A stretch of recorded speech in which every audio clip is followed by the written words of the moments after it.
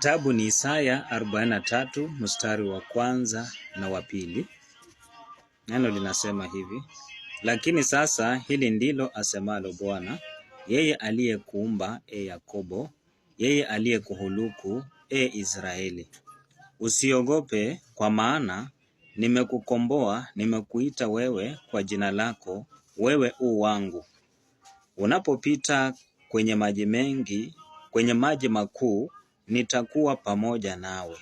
Unapopita katika mito ya maji, hayatakugharikisha. Unapopita katika moto, hautaungua. Miali ya moto haitakuunguza. Haleluya. Tunaishi katika dunia ambayo imejaa shida nyingi na matatizo. Dunia ambayo imejaa changamoto hapa na pale. Tunakutana na shida kila kuchao. Siku baada ya siku tunaishi katika dunia ambayo iko na shida ambazo tunakumbana nazo kama wanadamu. Tunakutana na matatizo ambayo yanatulemea. Lakini hapa Bwana anasema hivi, anamuahidi Yakobo. Yakobo ambaye Mungu mwenyewe alimuhuluku.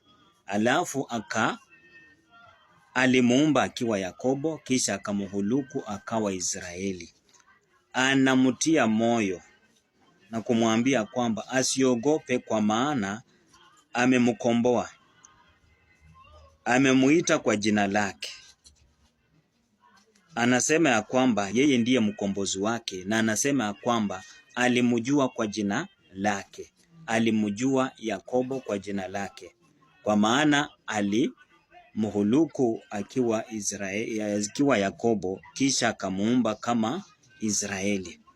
Kwa hivyo anamtia moyo akimwambia kwamba asiogope, maana yuko pamoja naye, amemkomboa na amemuita kwa jina lake, kumaanisha anamjua. Kumaanisha Israeli ni mtu wa Mungu, ni mcha Mungu, ni mtu anayetembea pamoja na Mungu.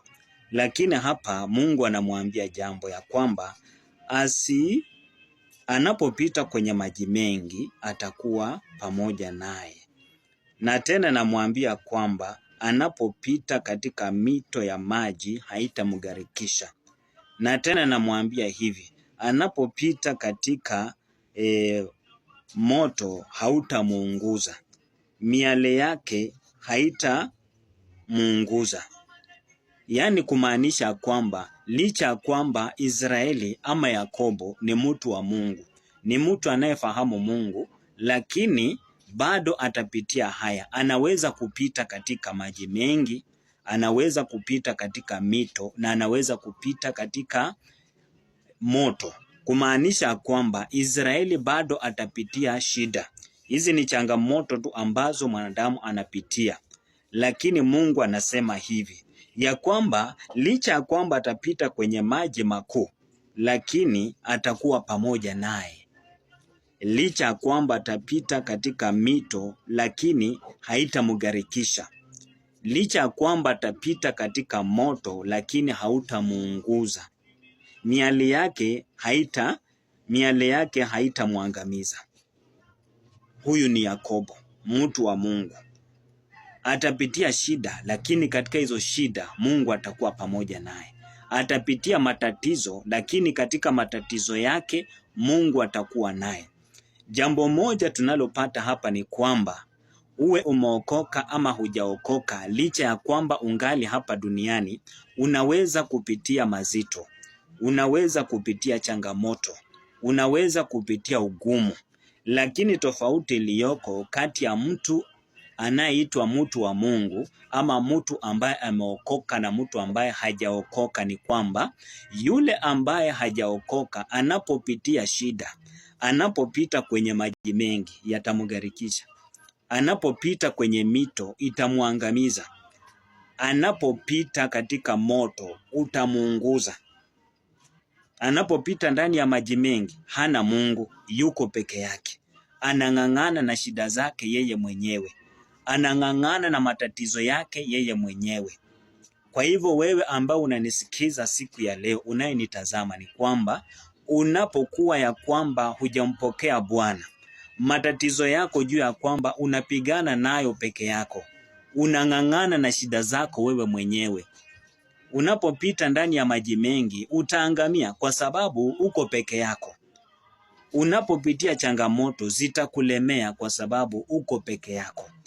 Lakini mtu ambaye ni mtu wa Mungu, yani mtu ambaye amemkubali Mungu, amekaribisha Yesu ndani ya maisha yake, mtu anayetembea pamoja na Mungu, licha ya kwamba atapitia matatizo, licha ya kwamba atapitia shida, licha ya kwamba anaweza kupita ndani ya maji mengi, atakuwa na Mungu, kumaanisha hataangamia. Licha ya kwamba atapita ndani ya mito, atakuwa pamoja na Mungu. Hiyo mito hiwezi ikamgharikisha. Hebu tazama ule mfano wa wana wa Israeli baada ya kutoka katika nchi ya Misri. Walipofika katika ukingo wa bahari Shamu, wakawa wanaandamwa na Waisraeli wa Misri wakitaka kuwarudisha kule walikotoka. Lakini Mungu akatengeneza njia, wakapita katikati ya bahari Shamu. Unaona, walipita katikati ya maji mengi, lakini Mungu alikuwa pamoja nao, hawakuangamia. Wale wa Misri walipowafuatia nao pia wakataka wapite ndani, waliangamia. Tazama mfano wa hao vijana watatu, Shadrach, Meshach na Abednego, ambao walikuwa ni wamcha Mungu.